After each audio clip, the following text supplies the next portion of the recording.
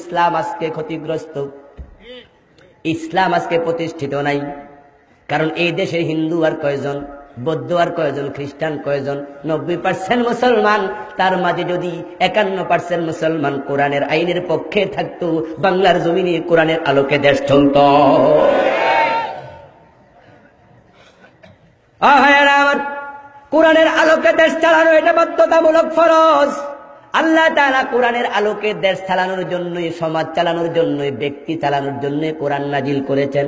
শুধুমাত্র তেলাওয়াত করে করে সুমু খাওয়ার জন্য কোরআন নাজিল করেন নাই। আপনারা সবাই জানেন বন্ধু, আপনাদের এই কাপাসিয়া থানা, এই থানাতে মদ আছে না নাই? মদ আছে না নাই? সুদ আছে না নাই? জুয়া আছে না নাই? এখন বলুন তো, ওয়াজ করলে মদ বন্ধ হবে? কেমনে বন্ধ হবে? কারণ যারা ওয়াজে আসেন তারা মদ খান না, যারা মদ খায় তারা ওয়াজে আসে না। মিছিল করলে মদ বন্ধ হবে না, ওয়াজ করলে মদ বন্ধ হবে না। মদ বন্ধ হওয়ার জন্য কোরআনের আইন দরকার। আপনাদের কাপাসিয়া বাস স্ট্যান্ডে যারা বন্ধু রাত্রিবেলায় ফেন্সিডিল খাচ্ছে, ওদেরকে ধরে যদি আল্লাহর আইনের আলোকে 80 বেত লাগাইয়া দেয়া যেত, যারে 80 বেত লাগাইতেন পুরা জনমে আর ফেন্সিডিল খাইতো না। ফেন্সিডিল হাতে নিলে এই ঠান্ডা পানি খাওয়া লাগতো, মনে পড়ে যাইতো 80 বেতের কথা। এখন বন্ধু কে কাকে বেত দেবে, এটা তো ক্ষমতার ব্যাপার। তাই তো রাসূলুল্লাহ আলাইহিস সালামকে আমার আল্লাহ বলেন, ওয়া ইযা কিলা লাহুম তাআলু ইলা মা আনজালাল্লাহু ওয়া ইলার রাসূল রাআইতাল মুনাফিকিনা ইয়াসুদ্দুনা আনকা সুদুদা। হ্যাঁ নবী, আপনার উম্মতের মাঝে কিছু লোক থাকবে মুনাফিক। ওই মুনাফিক গুলাকে আপনি যখন বলবেন আসো কোরআনের দিকে, আসো হাদিসের দিকে, কোরআন দিয়া সমাজ চালাই, কোরআন দিয়া দেশ চালাই, তখন তারা বলবে এত ঝামেলায় আমি নাই। এমন লোক আছে না নাই? ও বন্ধু, আপনারা বলুন তো, এত দামি কোরআন এটা শুধুমাত্র মসজিদের ভিতরে থাকবে, বঙ্গভবনে যাওয়া দরকার আছে না নাই? এই কোরআন সচিবালয়ে যাওয়া দরকার আছে না নাই? সংসদ ভবনে যাওয়া দরকার আছে না নাই? ডিসি অফিসে যাওয়া দরকার আছে না নাই? টিউন অফিসে যাওয়া দরকার আছে না নাই? কোরআন যদি আজকে থাকতো সংসদ ভবনে বন্ধু, তাহলে ঘরে ঘরে বড় বড় আলেম পাওয়া যেত। কেমনে পাওয়া যেত শোনান। হাই স্কুলে ক্লাস 8-এ পড়ে, তামাম বাংলাতে খুঁজলেও একজন স্টুডেন্ট পাবেন না যে দেখে দেখে বাংলা পড়তে পারে না, ইংরেজি পড়তে পারে না, যোগ বিয়োগের অঙ্ক জানে না। সব স্টুডেন্ট ইংরেজিও পড়তে পারে, বাংলাও পড়তে পারে, অঙ্ক জানে, বিজ্ঞানও জানে, ভূগোলও জানে, ইতিহাসও জানে, আপনার electric, math, algebra, physics, chemistry, রসায়ন, যা দরকার সবাই শিখতেছে। কিন্তু MA পাস, BA পাস হাজার হাজার মুসলমানের সন্তান কোরআনটাই দেখে দেখে পড়তে পারে না। আছে না নাই? ইংরেজি শিখা কি ফরজ না মুবাহ? অঙ্ক শিখা ফরজ না মুবাহ? মুবাহ বোঝেন তো, নফল না। অর্থাৎ যেটা শিখলেও সওয়াব নাই, না শিখলেও গুনাহ নাই। এটা কোনো প্রয়োজন নাই বন্ধু। হ্যাঁ, যদি আপনি শিখেন দুনিয়াতে কিছু কাজে আসবে, এটাই শেষ। যেখানে ইংরেজি শিখা মুবাহ সেটা বাধ্যতামূলক শিখক, অঙ্ক শিখা মুবাহ বাধ্যতামূলক শিখক, ইতিহাস শিখা মুবাহ বাধ্যতামূলক শিখক। আর যে কোরআন শিখা ফরজ, সেই কোরআনের খবর নাই। আমরা তো ওয়াজ করতেছি কোরআন পড়ো, কয়জন পড়লেন বন্ধু? এই ওয়াজের দরকার ছিল না। যদি আজকে সংসদ ভবনে কোরআন থাকতো আর সেখানে শিক্ষামন্ত্রী বলতেন স্কুল, কলেজ, মাদ্রাসা সব জায়গাতে 100 নাম্বার কোরআন, 100 নাম্বার হাদিস, অঙ্ক বাংলার মতো বাধ্যতামূলক করে দাও।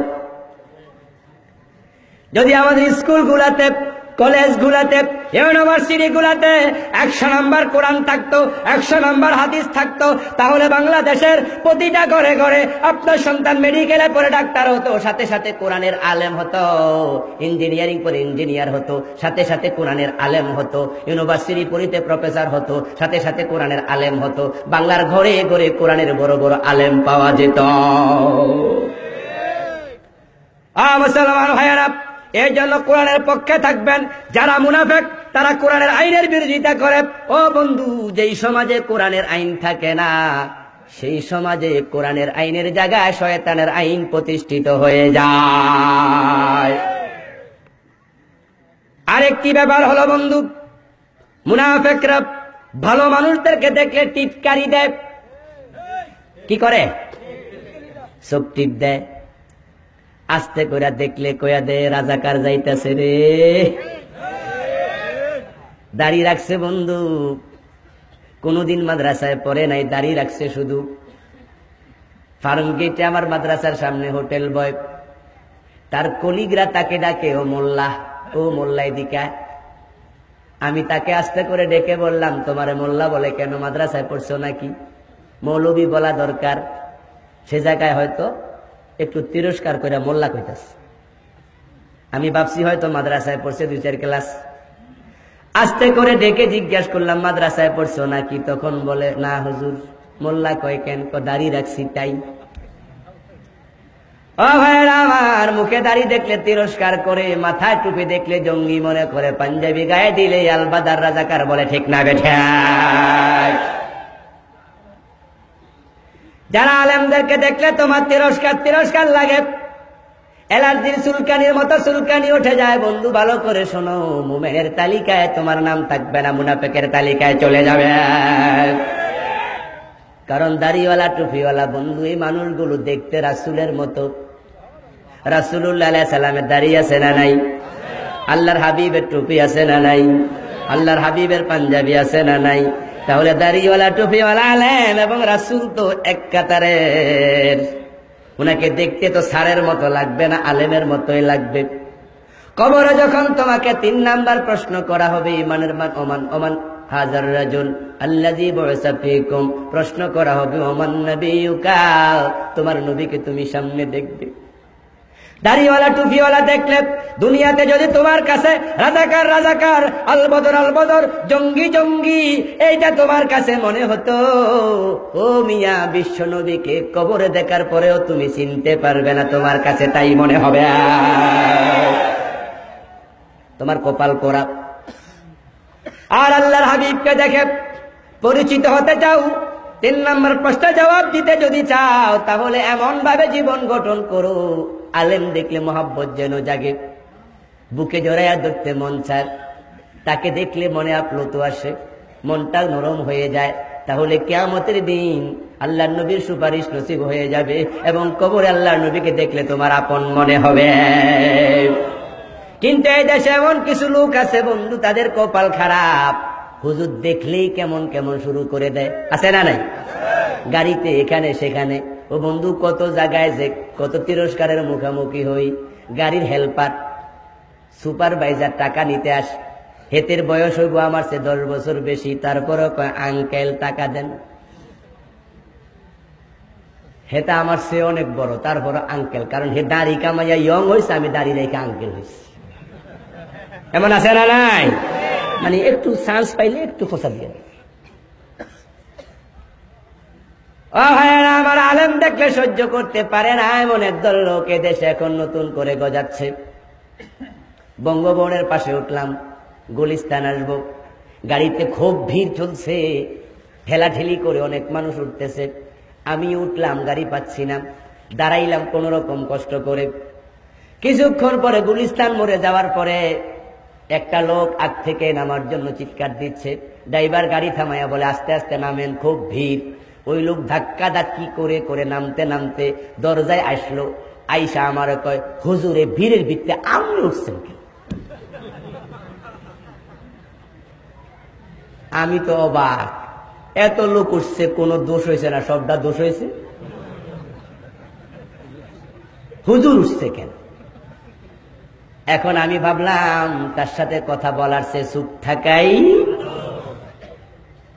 ইজা নাতাকা সাফিহু ফালা তুজিবহু ফাখায়রুম মিন ইজাবাতিহি সুকুতু ইযা খাতাবাহুমুল জাহিলুনা ক্বালু সালামা। আমার কোরআনের শিক্ষা, জাহেল যখন কথা বলে তখন জবাব না দেয়াই ভালো। কিন্তু আমার কলিজাটা বন্ধু সেদিন ভরে গেছে। আমি চুপ থাকলাম, কিছু বললাম না। আমার একটু পিছন থেকে এক ভদ্রলোক, তার দাড়ি মুছনাই, শার্ট প্যান্ট পরনে, উনি সাথে সাথে লোকটাকে জোরে একটা ধমক মাইরা বলল, ও মিয়া, পাইছটা কি? এত লোক উঠছে, কারো দোষ হয় না, হুজুর পাইয়া তোমার খারাপ লাগে নাকি? আমি একটু পিছনে তাকায়া বন্ধু মন ভরে গেল, একটা মুস্কি হাসি দিলাম, আর মনে মনে দোয়া করলাম, খোদা আলেমকে যে সম্মানিত করলো তার সম্মান তুমি বাড়ায়া দাও। এই জমিনে দুই রকম মানুষ আছে বন্ধু, একদল আলেমের পক্ষে আর একদল আলেমের বিপক্ষে, ঠিক না বেঠা? হাটহাজারী মাদ্রাসার বাবা হুজুর মুমতাজুল করিম সাহেব, উনি একদিন আসরের নামাজের পরে ধামতি আলিয়া মাদ্রাসার মসজিদে ওয়াজ করতে দাঁড়াইলেন। বেই বাড়িতে বেড়াতে আসছে, ওয়াজ করতে গিয়ে তিনি আমাদের বলছেন, বিমানে উঠলাম, পাশে এক ভদ্রলোক, টাই পরা, স্যুট পরা, আমি হুজুর মানুষ বসে আছি। কিছুক্ষণ পরে বিমানবালা এসে চা দিল, তখন ওই ভদ্রলোক বাম হাতে চা খাওয়া শুরু করছে। বাম হাতে চা খায়, বাম হাতে পানি খায়। আমাদের দেশে কিছু লোক আছে না, উনারা এটা কি মনে করে? আধুনিকতা, ভদ্রতা। অথচ মুসলমান, ভালো করে কান খুলে শুনুন, বাম হাতে খাবেন না পারত পক্ষে, কারণ রাসূল বলেছেন বাম হাতে খায় শয়তান।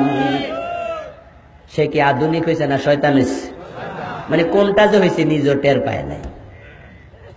ওই ভদ্রলোক যখন বাম হাতে খাওয়া শুরু করলেন, মুমতাজুল করিম সাহেব বলেন, আমি ভাবলাম ভাইজান হয়তো মাসআলাটা জানে না, তাই তার একটু উপকার করি, মুসলমান মানুষ, একটু সংশোধন করে দেই। আস্তে করে কানের কাছে মুখটা নিয়ে বললাম, ভাই সাহেব, ডান হাতে খান, ডান হাতে খাওয়া সুন্নাত।